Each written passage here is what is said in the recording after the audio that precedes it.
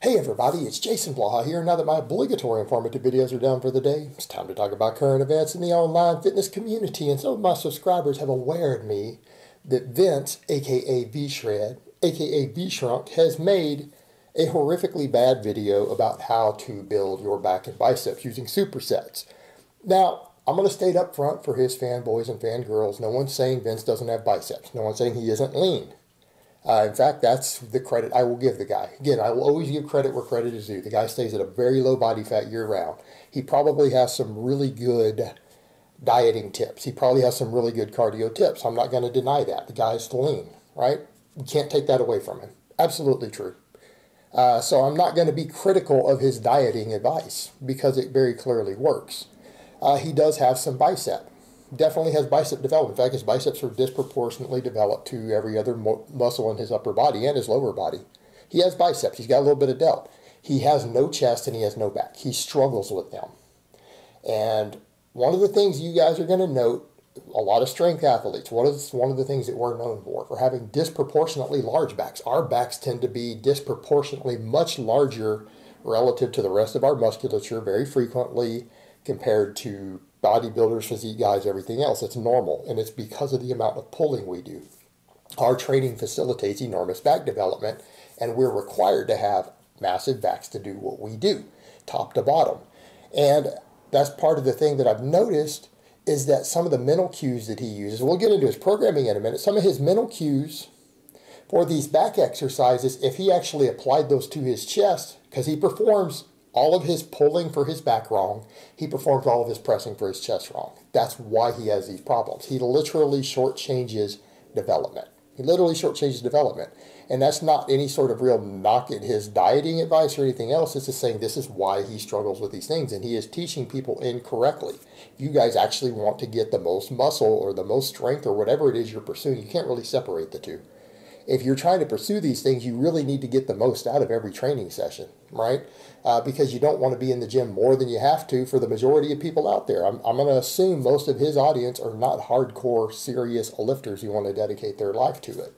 So the problem you have is that one of the things he keeps saying, oh yeah, keep your scapula down and back while doing these back exercises, right? Why? You know, if he actually did that and he focused on the squeezing his back at the bottom of all his bench pressing and actually touching his chest and squeezing at the bottom, so he'd be pausing on his chest would be twice the size as it is. If he stopped doing it on his back exercises, his back would be a lot bigger too. Because that's the thing. He's talking about keeping them down and back, not letting them come apart. You guys watch me do chin-ups. Actually, I may flip in some chin-ups at the very end of this video, shirtless chin-ups. You guys can see my back. What's one of the things you're going to notice? My scapula come apart on every rep of every back exercise I do. In fact, keeping them retracted does what?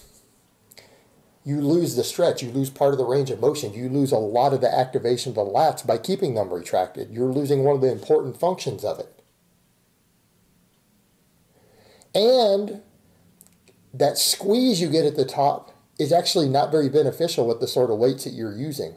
In other words, you're using such a light weight usually for these back exercises, and it ends up being lighter when you're forced to hold it in retraction, that you're not even getting as much tension as you could be on a real exercise, right? Deadlifts, the pull out of the bottom of a deadlift requires massively more scapular retraction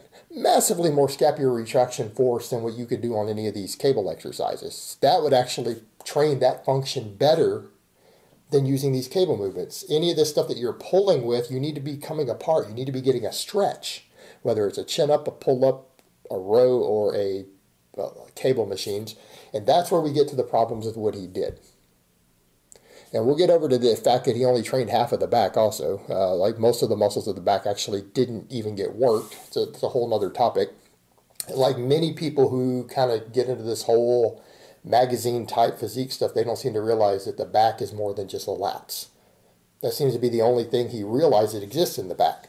So here's the problem. He is doing a back exercise which fatigues the biceps, uses the biceps to some extent. He's saying, oh, you should do this to take the biceps out. You can't take the biceps out. You can't take the biceps out. So he would have people do like a seated cable row. Jesus Christ. What a bizarre exercise.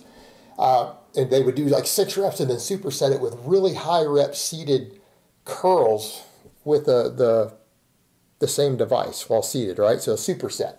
Well, here's the problem. Now that you've done one bicep exercise, especially 15 reps, your biceps are fatigued. What's going to happen on your next set of pulls for the back? The biceps are going to become a weak link. Your back is now going to get worked less. In other words, if you have fatigued biceps and you try to do any sort of upper middle back pulling, what's going to happen?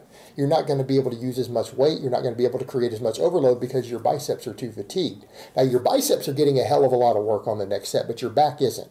So basically, by him doing the supersets this way, this turned into a bicep workout, not a back workout. Okay? If everything that you do ends up being an arm workout, you end up having arms. And that's what he did right here. And that's why you look at he has no back development, yet he's got a lot of bicep. Well, it's because he turned his back and bicep workout into a pure bicep workout. That's what he did with it. The back involvement is minimal. It's minimal. And he's not even doing the full range of motion. Well, he then goes to another exercise. It's the same thing. It's a cable exercise where you do a partial because he's trying to avoid the stretch. So you're only doing a partial for the lats, and then this full range of motion, full tension cable squeeze with the biceps afterwards again, supersetting them back and forth. Biceps are doing way more work. And that's the interesting thing. He's so concerned with these multiple functions of the bicep and different angles of the bicep, which is a non-complex muscle, and really doesn't even address half of the functions of the back, right? He only addresses like 2 out of the 4 or 5 different things that the back can do. So he's so concerned with all the detail, the smaller muscle, the bicep, and the more complex muscle, half of the stuff involved with that part of the body didn't even come into play. So again, why does he have bicep development and no back development? Because literally everything was focused on them. And the ironic part, where were the deadlifts? Where's the deadlifts? Did he not realize the back is not just the lats? Do you understand that a lot of the enormous size and thickness and probably half of the muscle weight in your back comes from your upper traps, middle traps, thoracic erectors, spinal erectors? Where was the real work for those muscles? Minimal work for them, almost none. Almost none. So all the focus was on the lats, and the focus on the lats was basically only doing 2/3 of its range of motion. I mean, this is absurdity. I mean, realistically, I would tell most of you out there, if you guys came to me and said, hey, Jason, we want to do some sort of push-pull, because I would never give you a back and bicep workout. That's the stupidest thing ever for a drug-free lifter. But if you're on steroids, heavy doses, by all means, knock yourself out.